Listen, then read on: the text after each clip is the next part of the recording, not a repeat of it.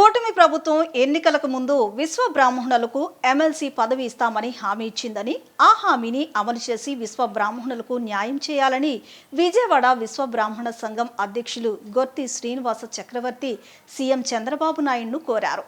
50 సంవత్సరాలు పైబడిన విశ్వ బ్రాహ్మణులకు పెన్షన్ అమలు చేయాలని రాష్ట్ర ప్రభుత్వానికి ఆయన విజ్ఞప్తి చేశారు.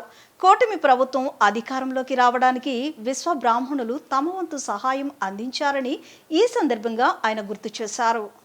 విజయవాడ 1 టౌన్ సిటీ నగర్లోని విశ్వ బ్రాహ్మణ కళ్యాణ మండపంలో విజయవాడ విశ్వ బ్రాహ్మణ సంఘం నూతన కార్యవర్గం ప్రమాణ స్వీకార కార్యక్రమాన్ని ఘనంగా నిర్వహించారు.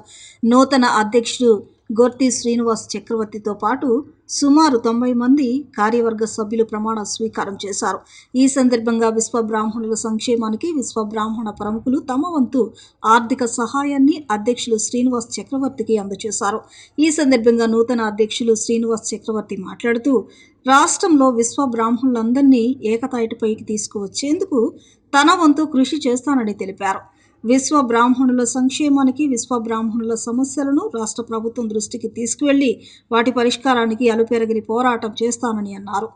ఎన్నికల సమయంలో విశ్వ బ్రాహ్మణులకు తెలుగుదేశం పార్టీ ఒక ఎమ్మెల్సీ పదవి ఇస్తామని హామీ ఇచ్చిందని, ఆ హామీని సీఎం చంద్రబాబు నాయుడు ఖచ్చితంగా అమలు చేస్తారని ఆశిస్తున్నట్లు చెప్పారు.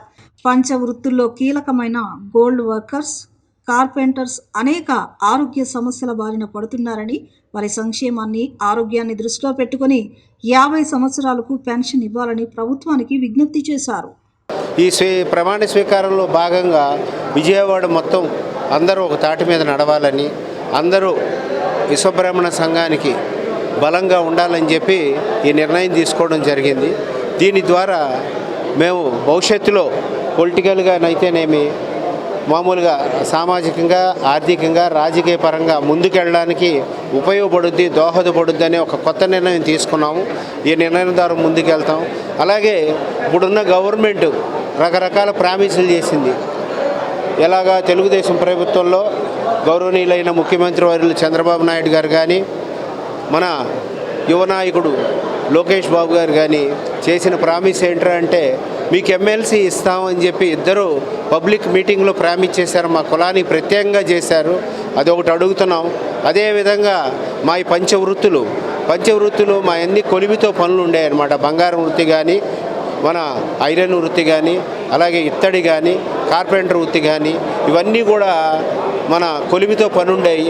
లంగ్స్ అయ్యి ప్రాబ్లమ్స్ వచ్చి అనేక రకాల ప్రాబ్లం గురవుతున్నారు. కాబట్టి 50 ఏళ్ళకి పెన్షన్ ఇస్తాను అని చెప్పేది బీసీలకు ఇస్తున్నారు. అందులో ముఖ్యంగా హెల్త్లు పాడేవాళ్ళు మా విశ్వబ్రాహ్మణులు. కాబట్టి అది ఒకటి ప్రామిస్లో మేము అందరికి కూడా చెప్పి ఈ ప్రభుత్వంలో ఓటేయించడం కూడా జరిగింది. అది కూడా లెటర్ల ద్వారా వాళ్ళకి సమర్పించడం, వినతి పత్రాలు జరుగుతుంది. చేద్దామనే ఇదిలో జరుగుతూ ఉంది.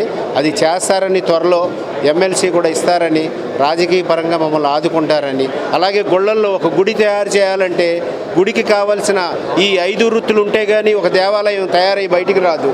అలాంటి దేవాలయాల్లో మిత్రులు అవనండి, ఎవరన్నా అవనండి, మన నాయి బ్రాహ్మణులకి ప్రత్యేకంగా అవకాశం ఎలా ఇచ్చారో మా విశ్వబ్రాహ్మణులకు కూడా గుడి మేము లేనిది తయారవ్వదు. కాబట్టి మాకు కూడా ఒక డైరెక్టర్ పోస్ట్ అందులో ఇవ్వాలని కోరుకుంటూ ఈరోజు ఈ సభలో ఎన్ని అలాంటి ఆమోదాలు కూడా మేము చేసుకోవడం జరిగింది. ఈ విజయవాడ విశ్వబ్రాహ్మణ సంఘం యొక్క ఏ రకమైనటువంటి ఒడిదుడిగిలు లేకుండా ఆ స్ఫూర్తితోనే మాకు అప్పచెప్పడం జరిగింది.